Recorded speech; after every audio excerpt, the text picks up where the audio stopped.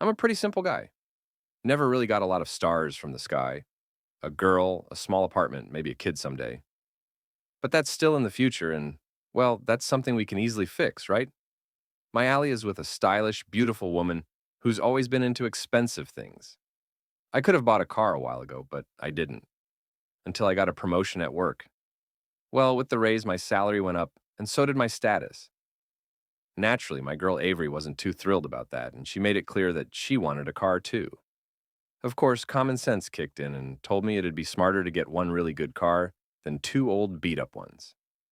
But as life goes, that doesn't always work out as expected. We got this fully loaded car, cameras, a dash cam, you name it, it had it. I was so excited, I drove it myself first. But then Avery had to use it to meet her mom or something, and then her cousin came to town. A month passed, and bam! Surprise number one, the electronics went haywire.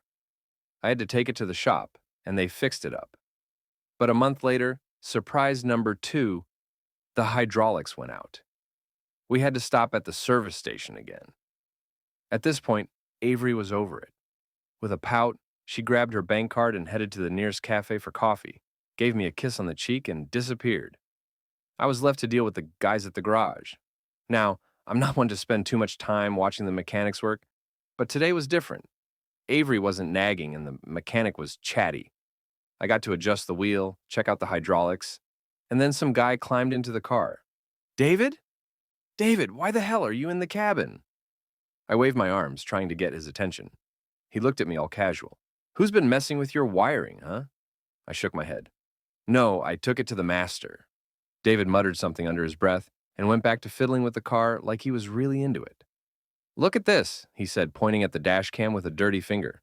Does this bother you? I squinted at it. Yeah, the light's flashing, I said, mimicking the blinking with my eyes. And it squeaks sometimes. David frowned. And what's with the shooting in the cabin? Are they freaks or something, or are you filming for fun? I just stared at him. Shooting in the cabin? What was this guy even talking about? Honestly, what the hell do I need a record of my trips for? It's pretty straightforward. Home, work, work, home. David climbed out of the car and handed me the dash cam footage. Here, watch the movie while I finish up. In half an hour, I flopped down on the dusty couch and texted Avery, telling her she had another half hour to work on replenishing my bank account. I pressed the start button, and before I knew it, the screen went blank. The film turned out to be surprisingly interesting. To be honest, I would even call it an adult film, starring my wife. Why are you so red? David appeared out of nowhere, leaning in close to the screen. His expression shifted to one of understanding, and I could tell he was getting the full picture. He swore loudly. Avery! Avery's voice suddenly cut through the tension in my ear. I turned toward her. What's the deal, huh? A star? I asked, and before I knew it, Avery got slapped across the face. And then another slap, and one more after that. David stepped in, stopping me. Listen, harlot. She's a harlot, all right? That's a sin on her soul. Don't do it, man. It ain't right to hit a woman. I paused, and to be honest, the guy had a point. I took a step back. Go to the apartment, pack your stuff, and be gone in an hour. When I get back, I don't want to find you here. Got it?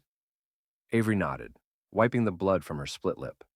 I didn't mean it, she said, looking guilty. Get out. Go anywhere you want. But I don't want to see you again, I replied. She slipped through the garage gates for the second time that day. Then David, my guardian angel, raised his voice again. How about a drink? I raised my eyebrows in surprise, but couldn't help smiling. Yeah, let's have a drink. David handed me a large bill and said, Now it's just me and you. I slammed the gas and sped off, cruising around the city. An hour later, I was back home. Avery's stuff wasn't there, and I figured, well, I was starting fresh. A new life, a new beginning. A couple of days later, I found a note folded in half on the bedside table next to the couch. I didn't even bother reading it. Cheating Secrets podcasts like me